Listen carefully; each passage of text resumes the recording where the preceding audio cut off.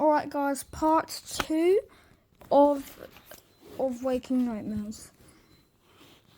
Remnant of the Golden Apple Amusement Park. For a moment, I see it as it was freshly painted signs and polished rides, the sounds of kids squealing and people laughing, their joyful cries carried high on a breeze that turns quickly to a cold chill once I'm at the peak of the Ferris wheel's cycle. But when I look down, I see I'm not no grid pressing icy impressions into the backs of my legs. Corroded and oily residue and angry graffiti. The beast that chased me here is now to be found, but something else catches my eye, a glint of metal just beyond the crooked trees at the edge of the park. I wait until I'm low and let the cart tip me to the ground, leaving behind the canned carnival tune, edging past the decaying wood and distorted shadowy remains of popcorn booths. Beyond the mechanical graveyard stands the skeleton of the rotten core coaster, one lonely car at its apex, the rest of its cars missing. The dead ride looms impossibly tall in the dark of this long night, and now is when I want to wake up. Wake up, Nikki. This isn't real. But that's never worked before. And somehow I know that it definitely won't work tonight, because somehow in the wreckage of the rotten core is a secret I'm supposed to uncover. I just want to go home, I said aloud. Even though there's no one here to answer, the beast has wandered elsewhere in search of me. The park long silent to the pleas of frightened kids. The gleam that enticed me from the Ferris wheel and toward the roller coaster winks at me. The roller coaster winks at me again, and this time I see exactly where it's coming from, directly under the tree where they found Lucy Yee after the accident, her body curled tight at the bottom of the roller coaster car. I walked towards it slowly, certain that whatever lured me here needs to be found, but I don't want to find it. The moonlight makes the metal glow silver, but I know the bracelet I'm looking at, the delicate chain with its dancing apple charm, isn't silver, it's gold.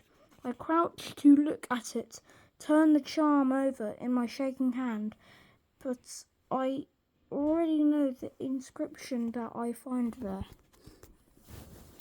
Golden Apple Young Inventors Club.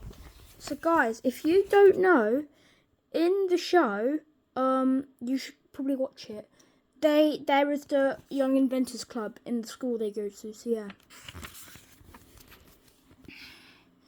I pull the bracelet from the dirt and expect it to come free, but it catches on something underneath. I pull harder, the bracelet won't budge. I swipe at the dirt beside it and try to find what it's caught on, and the ground around it grows softer. Soon I'm moving clumps of mud from the chain threaded through my fingers.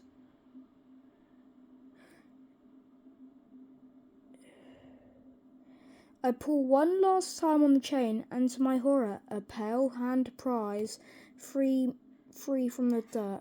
It grasps me hard by the wrist, and I try to break away, but it grips on me is fierce. I lean back, and it leans with its arm emerges. First, bent at an unnatural angle, then then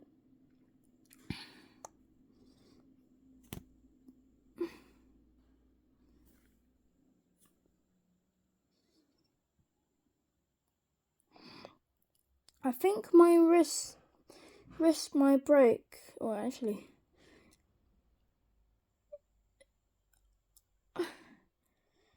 I lean back and it leans with its arm emerges first, bent at an unnatural angle, then fingers pressing so deep into my skin, I think my wrist might break. The other hand palms the ground, looking for leverage to bring the rest of whatever lies beneath to the surface. Help! I scream, but it's no use. The thing is coming, and there's no stopping it now. Its head begins to rise, brown sludging worms, and beetles sliding away from its smooth, pale face. Just as it lifts its head to mine, it reaches its other arm for me. And that is the prologue all done. So far, this book really sounds really interesting. Alright, let's start chapter 1. Chapter 1. I opened my eyes to a cloudy moon, the kind they always show in werewolf movies right before someone unsuspects clouds waft in front of the silver light, and I can't remember the last time I got to see the moon this clearly, even through the clouds. The wonder of that moon fades fast as I brush away the pinpricks that are poking into my back. They're pine needles. I sit up too fast, seeing 1,000 circling moons for a second before my vision finds its way back. I'm on the ground, and I'm certain I've been on this ground before. Never slept on this ground before. Maybe in my wildest dreams I would, because somehow I got to the Golden Apple amusement park. I stand slowly, my body stiff and shivering, and it's no wonder. It's the middle of December, and I'm standing in the forest in flannel pajamas, bare feet. Sure, the real winter weather hasn't landed yet, but I'm not exactly in outdoor gear. And that is part 2 of the book.